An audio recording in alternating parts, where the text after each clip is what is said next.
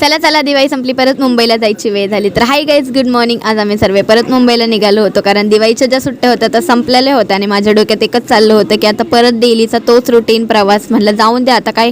त्यानंतर मस्तपैकी चहा पिला आणि आमची फायनली बस आली. खूप वेळ वाट बघितल्यानंतर आणि बसमध्ये बसल्या बसल्या मी आधी वडापाव घेतला, कारण मी घरून कायच खाऊन नव्हते निघली आणि मला खूप जास्त भूक लागली होती. मग काय मस्तपैकी गरमागरम वडापाव खाल्ला आणि माझा प्रवास सुरू झाला. आणि माझ्या चेहऱ्यावरचा आनंद बघा, कारण मला अशा वातावरणात फिरायला खूप मज्जा येते. त्यानंतर गाडी जरा जेवायला थांबली, पण मी काही जेवली नाही. मी फक्त चहाच पिला आणि प्रगतीला आईस्क्रीम घेतली होती. मग काय त्याच्यातली थोडीशी आईस्क्रीम मी पण खाल्ली, पण ती लगेच मागायला लागली मला की दे दे म्हणून. मग तिला देऊन टाकली. त्यानंतर मग आमची बसमध्ये अशी काहीतरी मस्ती चालली होती. मला तर समजतच नाही, मोठी मी आहे का माझी बहीण आहे म्हणून जाऊन दे.